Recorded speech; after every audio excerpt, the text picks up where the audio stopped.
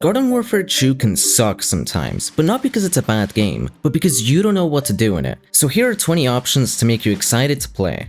If Garden Ops is feeling stale, why not spice it up by making a massive fort with your friends using the Walnut ability, and dotting in some traps for the zombies to find the hard way. It'll make the whole Garden Ops experience feel like it requires a lot more strategy and understanding of where the zombies spawn. Except for when the boss wave comes, which will get very messy. You can do a similar thing with the zombies with the All-Star Dummy Shield, and Scientist's sticky explodey thing, but the width of the Dummy Shield makes it a little harder to do well. But speaking of All-Star's Dummy Shield, another thing you can do with it is reach the sky. If you set up a Team Vanquish map with no bots and make the crazy settings low gravity, you can stack Dummy Shields on top of each other an infinite amount of times, and get a better view of the maps you know so well. You can even end up going so high that you see these weird cloud images that you can't see from the ground. And if you go even higher, you will get to a point where you can't see the floor, and who knows, maybe if you keep going, you'll find yourself in Lunar Landing. But speaking of reaching the sky, why not go up into space to do Infinity Time once more? Since Cats vs Dinos hasn't been a thing in years, why not slightly relive it by attacking the gnomes who set it up? And if you're good enough, you might be able to reach the rainbow level and whatever lies beyond it. Who knows, maybe there's an ending to it. It's up to you to find out. And speaking of the gnomes, why not redo the Trials of Gnomus to see if you're still up to the task? Although testing stuff like your parkour might not be useful in actual combat, it's something different to the constant monotonous fighting the game always forces you to do. Although one that you shouldn't bother with is the Trial of Recollection, because not even a photographic memory will save you from getting a friend over to take a picture of the symbols and shout them out at you. And speaking of taking a picture, why not try to make a picture with your bullets on a wall and then send in the results to your friends to judge and criticize? And maybe if you're not the creative type, maybe write a message or a favor or a command or an order. No, but seriously, I did the math and only 0.4% of my viewers are subscribed, which is absolutely criminal. So maybe let's change that. And while I wait for you to do that, I'm gonna quickly draw the Mona Lisa.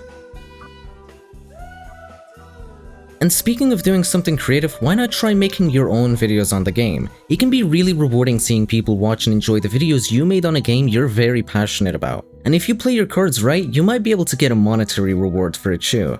And speaking of making money, why not pretend to have a job by doing the delivery missions near the Plants and Zombies base? And remember to work hard, because the faster you go, the more money you'll be able to make, with rank S being the fastest. If you do all the missions at the fastest speed, you'll actually get a considerable amount of money for your effort. And speaking of speed, why not try and better your skills with the crazy targets? Maybe get a personal best time or waste your time trying to get to the leaderboard, because we all know you've got no shot.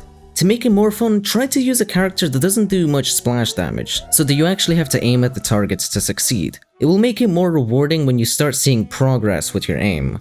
And speaking of aim, why not try the bullseye boat blast near the dock in the backyard battleground? Just talk to one of these plunkers and they'll set you up with the boats to practice your aim and reaction time. The good thing about this is that you can do it as a plant or a zombie depending on your preference. And speaking of preference, why not make a tier list of every character in the game with your friends and then battle out your opinions until you block each other and never hear from them again? It'll give you a better understanding of which characters you should steer clear from and which characters you should main. And speaking of characters you should main, why not go out of your comfort zone by picking a random character to keep playing as until you master them? And if you want help choosing a random character, then look no further than the stupid wheel picker I spent 3 hours filling in so that you can get a random character every time. So, you know what, let me try my luck here.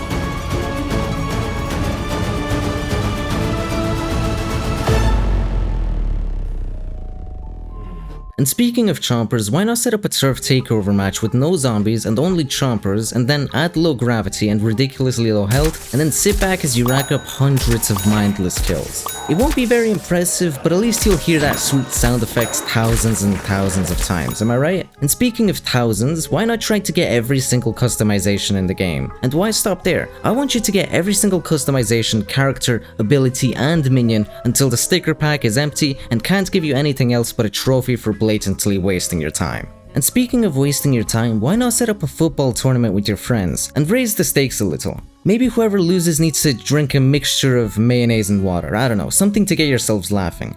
And if you have no friends, I guess just try to get 1000 goals and then take a picture of it and post it on social media, and maybe you'll get a few likes. And speaking of I don't know, why not get a world record on the Flag of Power? I think the longest time anyone ever lasted on it was like 10 hours, so I guess you could set aside some time, put on a podcast that never ends, turn your brain on autopilot for a day, and whatever you do, don't die. And speaking of not dying, why not try to beat Ops on the crazy difficulty? It's one of the hardest things you can do in the game, but it also pays very high, so it might be worth it if you succeed. If you think you're up to the task, you'll have to come in with some strategy, because if you don't, you'll very quickly find out why. Something like a corn for fast damage, a citron for his shield, and a sunflower for non-stop healing, because you lose damage very quickly in that mode. And speaking of losing damage, why not do a quest that involves no such thing? The Zero Bark 30 quest is definitely a favorite in the Garden Warfare 2 community, and for good reason. It's unlike anything else in the game, while also being very fun, so why not do it again?